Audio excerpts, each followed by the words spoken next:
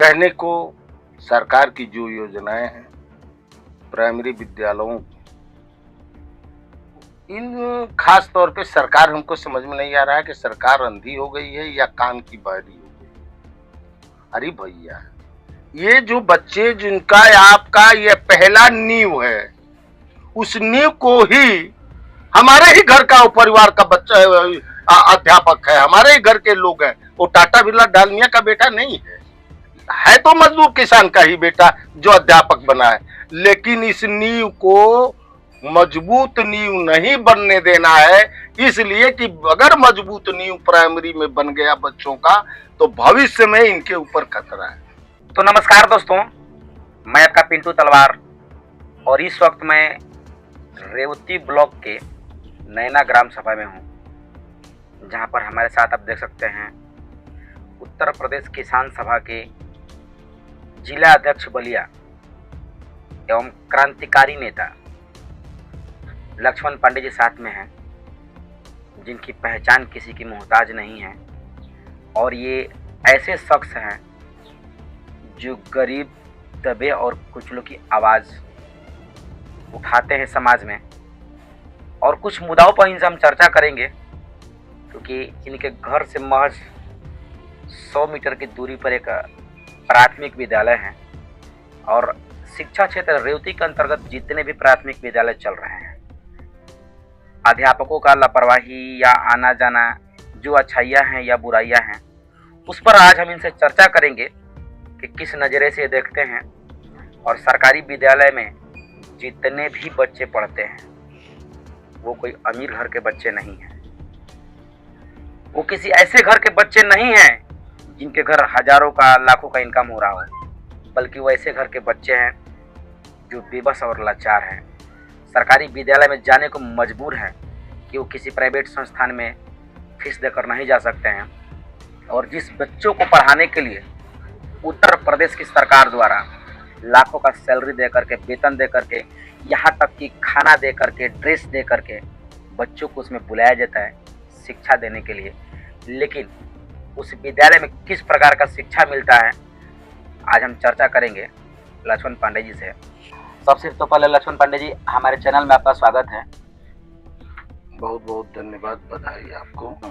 लक्ष्मण पांडे जी, आपके घर से महज 100 मीटर की दूरी पर एक प्राथमिक विद्यालय है और चूंकि आप जिला अध्यक्ष हैं किसान सभा के पूरे जनपद बलिया के, और आपका घर भी रेवती ब्लॉक क्षेत्र में आता है, तो जो रेवती ब्लॉक क्षेत्र में जो प्राथमिक विद्यालयों का हाल है इस समय वर्तमान में, क्या कहेंगे उसके बारे में? देखिए, शिक्षा के सवाल पे ये सरकार का जो रवैया है और सरकार का के साथ साथ जो अधिकारी हैं, कर्मचारी हैं, वो निरंकुश हो चुके हैं। उनके ऊपर कोई सी प्रकार का कोई दबदबा नहीं है, न उनकी सोच है। एक बार भी उनकी ये सोच नहीं है कि हिंदुस्तान का मेहनत कश मजदूर किसान, छोटा किसान, बड़ा किसान नहीं, बड़े किसान के तो औलाद जो है दोहरी शिक्षा नीति के तहत जो है बड़े बड़े स्कूलों में जाके पढ़ने का काम करते हैं। लेकिन जो शिक्षा के सवाल पे जो हमारे प्राइमरी पाठशालाएं, वो पूरे रेवती ब्लॉक से ही नहीं पूरे जनपद के मास्टर तो ये समझ गए हैं कि सरकार वो कर्जा खाए हैं, उनकी मजबूरी है कि वो वेतन देंगे और ये बैठे बैठे वेतन पाएंगे। इनको बच्चों को पढ़ाने की क्या आवश्यकता है? ये तो मजलूमों के बच्चे हैं, गरीबों के बच्चे हैं। इनको शिक्षा से कैसे वंचित किया जाए, उसमें 90,000 से 1.5 लाख रुपया वेतन लेने वाला अध्यापक अपने ईमानदारी से पढ़ाने का काम नहीं करता। सरकार ने एक बात सोचा था, मैंने भी उसको सराहना की कि जब ये हाजिरी कंप्यूटर के माध्यम से होगी तो ये अध्यापक विद्यालय में जाने का काम करेंगे। लेकिन ये विद्यालय में जा भी रहे हैं तो इनका टाइम टेबल नहीं है कि कई बजे विद्यालय खोलेंगे, कई बजे बंद कर देंगे। और विद्यालयों में हम जाते हैं, कई विद्यालयों में गए हैं, मैंने देखा है। कुछ विद्यालयों में तो मैंने ये देखा है कि मास्टर साहब सुरती बना रहे हैं और बच्चे खेल रहे हैं, कूद रहे हैं, उनको बच्चों पर कोई ध्यान नहीं। हम लोगों का एक जमाना था जब हम लोग पढ़ते थे प्राइमरी स्कूलों में, उस समय हम लोग डर के मारे 20 का पहाड़ा तक, 20 तक, 2 से लेके 20 तक का पहाड़ा याद करके आना है। हम लोग घर में रात में जो है बैठ के पढ़ते थे कि सुबह जो है मास्टर साहब को सुनाना है। मास्टर जी बड़े ईमानदार थे उस जमाने के, इतने बड़े ईमानदार थे, इतने महान विभूति थे कि स्कूल में टाइम से पहुंच जाना और टाइम से स्कूल को बंद करना। और जो बच्चे प्राइमरी स्कूल में नहीं आते थे उनको जो है विद्यालय के बच्चों को भेजवा करके, जिस तरह से सुअर को आदमी पकड़ करके दोनों पैर हाथ पकड़ करके लाते हैं, उस तरह से जो है बच्चे उस बच्चे को लाने का काम करते थे। लेकिन आज वही प्राइमरी स्कूल, मंत्री और संतरी कहते हैं प्राइमरी स्कूल में पढ़ाओ, मंत्री संतरी सारे लोग कहते हैं कि प्राइमरी स्कूल में पढ़ाओ। और प्राइमरी स्कूल का टीचर, हमारे गांव के कई टीचर जो अपने बच्चों को बढ़िया स्कूल में विद्यालय में भेजता है।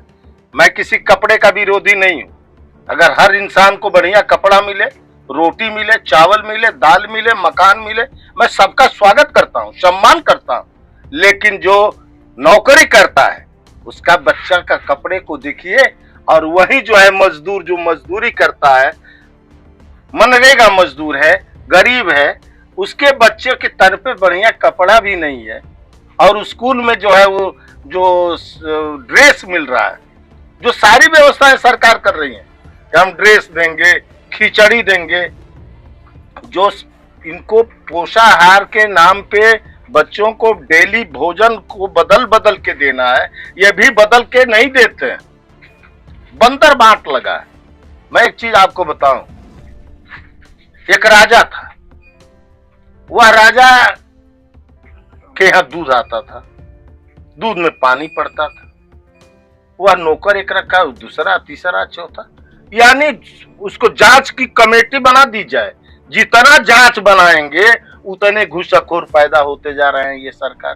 तो आपके कहने का मतलब ये है कि जो प्राथमिक विद्यालय में अध्यापकों के निरीक्षण के लिए जो उनके अधिकारी रखे गए हैं, जिले पे बेसिक अधिकारी रखे गए हैं और यहाँ पे शिक्षा क्षेत्र रेवती में खंड शिक्षा अधिकारी रखे गए हैं अध्यापकों की लापरवाही की जांच करने के लिए, तो क्या वो लोग जांच करने नहीं जाते हैं? और यदि जांच करने जाते हैं तो क्या वो बंदर बांट करते हैं? खंड शिक्षा अधिकारी जो है वो जिला बेसिक शिक्षा अधिकारी से बंधा हुआ है। जिला बेसिक शिक्षा अधिकारी कहता है कि जाओ जांच करो कि नैना के प्राइमरी विद्यालय में क्या स्थिति है, बलबीर नैना में क्या स्थिति है, कुशौरी कला में क्या स्थिति है, हरिया कला में क्या स्थिति है। उन्होंने तो आर्डर दे दिया कि पूरे जिले के भर विद्यालयों की स्थिति देखो। और वहां का टीचर जो है आएगा 10:30 बजे विद्यालय में हाजिरी रजिस्टर पर सिग्नेचर करेगा और 2 बजे विद्यालय बंद हो रहा है, 1:30 पे कहीं कहीं 1 बजे बंद करके चल देगा।